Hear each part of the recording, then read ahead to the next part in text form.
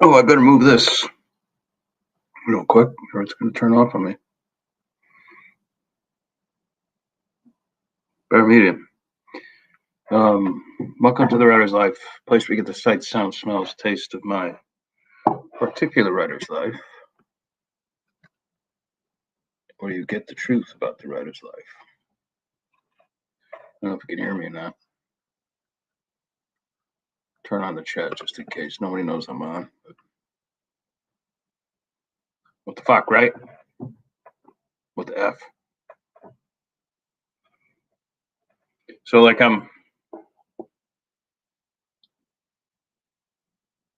subscribe and tap the like button so you never miss out on an exciting video, right?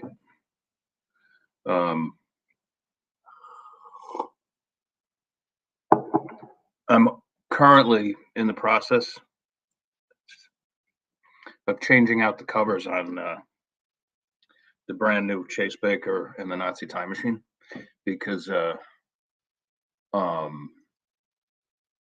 Kickstarter, the cover that's on there now is Kickstarter only, and so I have to do a brand new cover for the mainstream. And I haven't even started. I didn't even know how to put a book release notice out for it yet, so I have to do that, and I have to. The new cover is much better, by the way. In my opinion, the other one's cool too, but I'm just saying. But it's a collector's item now, so it belongs to those people who joined the what was a very successful Kickstarter. But I guess I should say that the new cover is cool. But it's the beauty of the independent side of things. You can just do so much more. Imagine asking your publisher to change your cover. They'd be like, "Pound sand. See ya. Bye." And you'd be like, "Wow, it's not like attractive or something." They'd be like, "I don't care." Like that happened. I'm gonna beat this horse to death, but I'm gonna do it anyway. Like, this was the first cover I ever had produced for me, as Catch Can, which became The Innocent, and that Delacourt put out. Like, I get the idea. All right, I just got an error process. Oh, I forgot. Amazon's not working today, right? Amazon's like down, basically. I forgot about that. So I guess I better not be doing this today. I better wait till tomorrow. Yeah, so if you're not getting if you're checking your rankings or you're checking the numbers, I don't think they're going to be accurate today. They had a massive outage last night while we were, at least in the Western Hemisphere, while we were sleeping or whatever.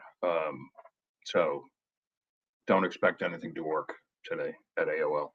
No, oh my God, not at AOL, at Amazon. So anyway, back to topic at hand, covers.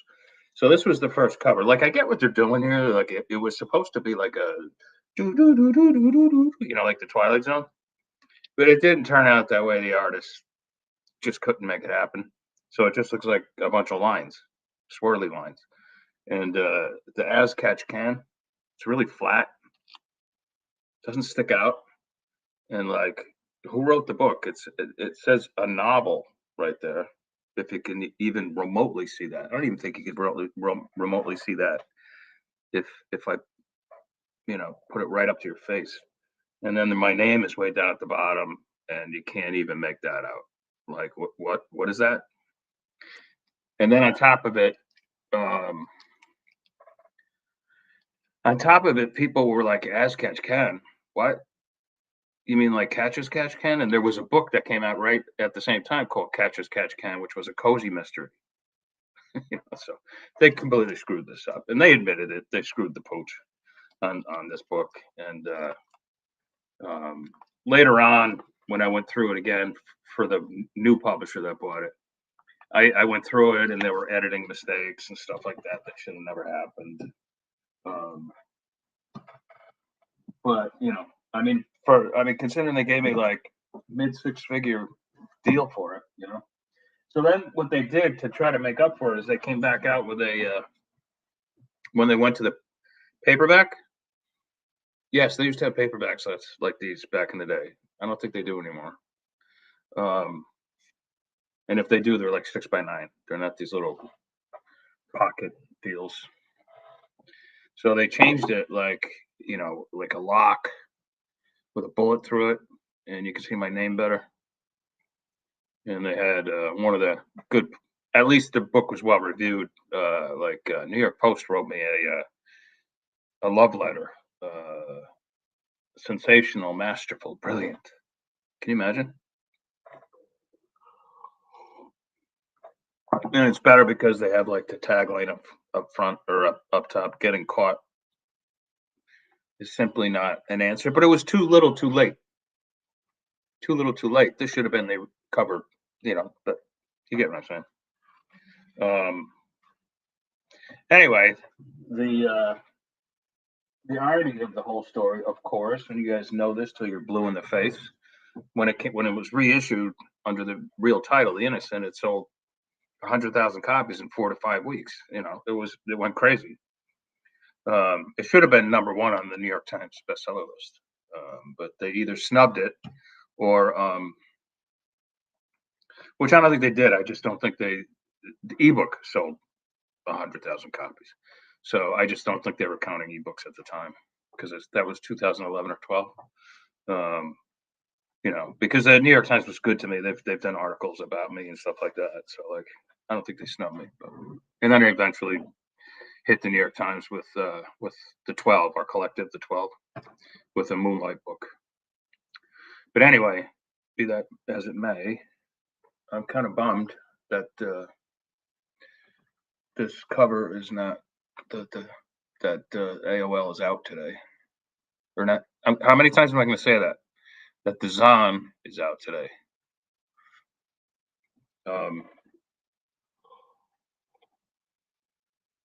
So who went to the No Kings rally?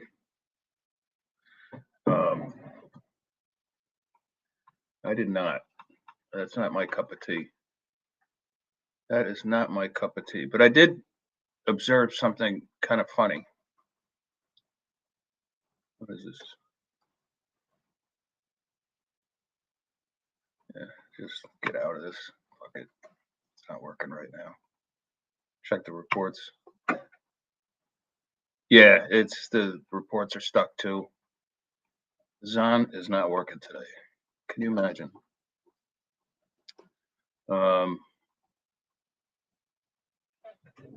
Anyway, the No Kings thing. Like, who's that dude? He always kind of looks like a deer in the headlight. Cory Booker. He's a Democrat, I think, right? He was out there like, this is what democracy looks like. This is what democracy looks like. And he was pointing to the protesters. And I'm like, yeah, dumbass. You're absolutely right. Therefore, we don't live in a tyrannical monarchy. Yeah, it's what it looks like. Oh, wait, hang on a second. I got to put my tooth in.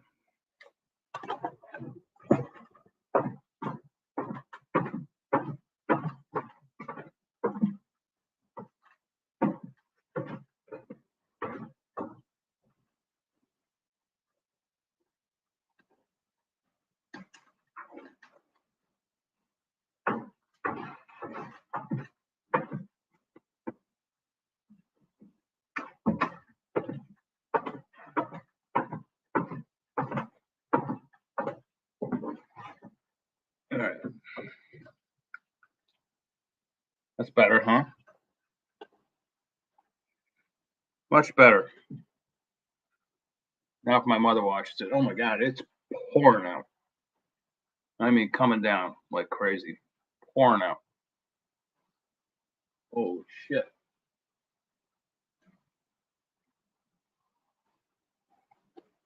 I don't know if you can see that.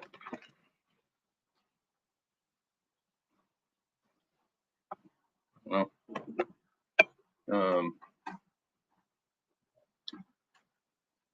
but I give most people credit. I honestly thought it was going to be kind of a cluster because I thought there'd be a lot of violent demonstrations and stuff like that. But everybody was very peaceful. It was was, in a way, I was like, way to go. That's the way to do it. That's the way to, that is the American way. You want to go out there and protest, do it peacefully. That's cool. No issue with that whatsoever. There was a couple incidents, but there's always going to be. Maybe now, though, we can get the government open and get some of our workers paid. I have no doubt that it's going to open within a few days or next week at the latest, but, give everybody their check and all that sort of stuff. Yeah, I'm glad it's over, though, because I was like, I'm like, is this going to be another one of those like George Floyd things? They're going to start blowing shit up, burning stuff, killing people. But it turned out to be okay. So how about that like spaceship that's coming towards us? The A1 Atlas or the AI Atlas or something like that. I just watched a video about it, and they claim like it's about the size of Manhattan.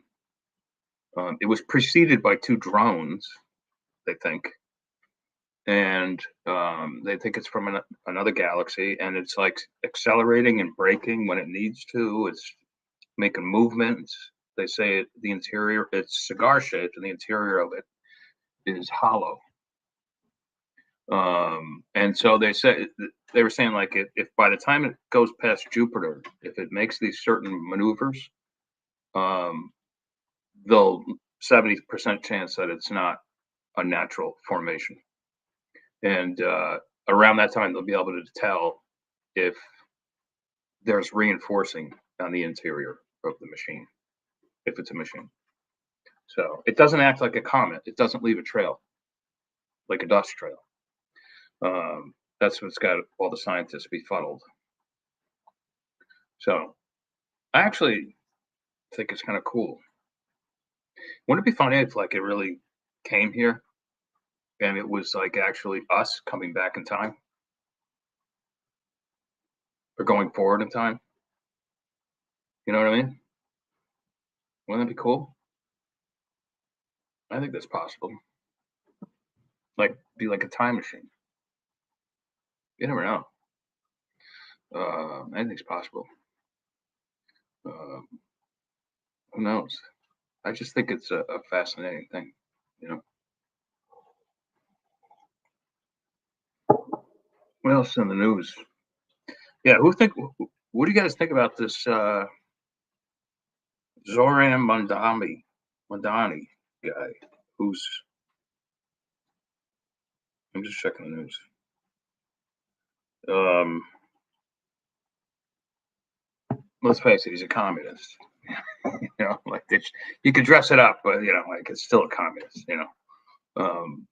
He's probably going to be the mayor of New York City. I personally don't have any stake in it. I don't live in New York City. I do live in upstate, but part time now. Like I leave for Italy in a month, and I'll be there for 3 months or 2 months. And then I'll come back, do what I got to do, and then I'm going back. And then one of these times, I have to keep coming back right now because I'm doing that reduction treatment for my condition. But that's going to end soon, sooner than later. And then when that happens, I'll just stay there and just come back when I need to. But in any case, I mean, he wants to like seize property and make transit free and create city supermarkets. Now, I'm not sure what he means by the city supermarkets. What he means by that? You mean like co-ops? Because that could work. Co-ops could work. We have a co-op right up the road here. It's volunteers work there, and you sort of pay to belong to it, but you don't have to belong to it. But then you pay more money, and the food's outstanding. So I don't know if that's what he means. I'm not so sure you could just have free food. I mean, the place would be empty, And I do know this: a lot of people are already planning on moving out if he wins, and in fact, they're already look, he's gonna win. So they're up, but the moving has already started. But a lot of people are stuck there. They can't afford to move out. So kind of glad I don't live in New York City right now. My daughter is down there in school, but that's not going to affect her. We'll have to see. I sort of want him to win because it's going to be a disaster.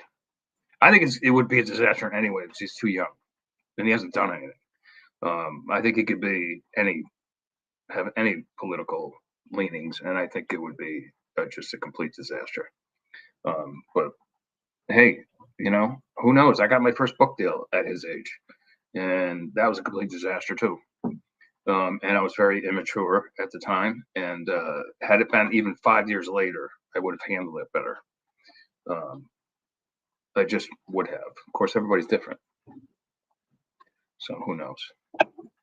My afternoon coffee. I just woke up from my nap, so that's one reason I'm half out of it. Waiting for my son to come home. They have established their LLC for their video game business. So he's at the bank doing his thing. So that's pretty cool. Just an update on Alibi Syndicate Publishing Press, I should say. We've already got we're trying to keep it limited, the first submissions, and even if not curated. And we've got some really cool authors so far. I can't name them yet, but I think we have enough on our plate to get going. And you're going to see some notable names right off the bat. And that'll. I mean, we've started now. We're reading manuscripts and stuff. Or Troy is. I'm the editor at large. I just sort of come and go. But Troy's doing the heavy lifting, and Stacy is too. But we're off the ground. There's no question about it. And we have an investor. Those guys are handling all that.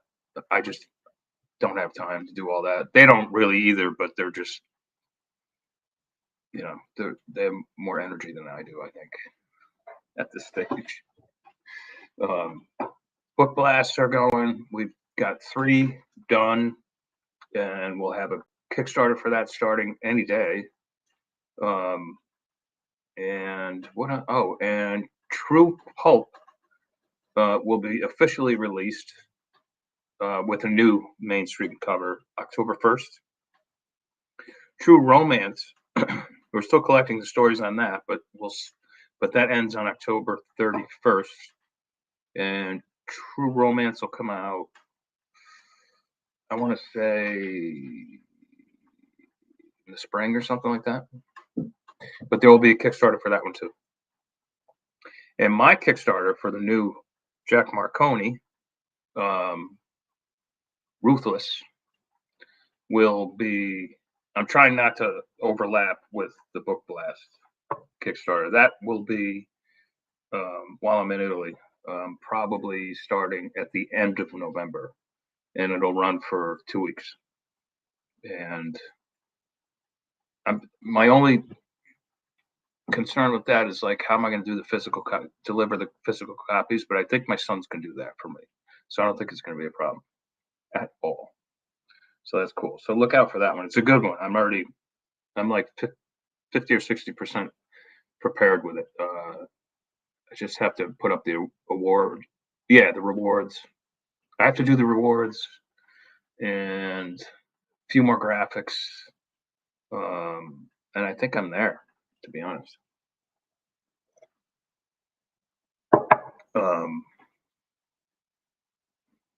But that's about all I got. I thought I would just chime in while I was having my afternoon coffee and see how everybody's doing. Lots on my plate. Plus, I still have a book with an agent, and I haven't heard squat on that. Every now and then, I'll see a publisher chime in on my LinkedIn. My numbers are good, so whatever. But I don't know. I don't know if I've run the course with most traditional publishers at this point. I've only had 15 of them. I think I've had 60 traditionally published books, and I don't know. Maybe I'm like they're like, oh, not that guy again. I don't know. We'll see. Doesn't matter. Obviously, doesn't matter. Books, all my books come out one way or another. So, but it's a good book, and I want to see it get out there. But we shall see. I like the new agent. She's got spunk, and she's youth. She's the youth of America. So, she's got her finger on the pulse. We shall see. Um, we shall see. In any case, that's all I got. I hope everybody's doing well, and this is going to be a light week. I got to take my mother out tomorrow morning. Other than that, I don't think I have anything much to do this week. So I should be able to get a lot of writing in. Now that I'm not doing any nonfiction work, now that I've retired from that stuff, freelancing, nonfiction freelancing, I have much more time to do fiction, which is cool. And I have much more time not to bust my balls either. What's that mean? It means I don't have to be doing something every single minute of the day. I can just sort of,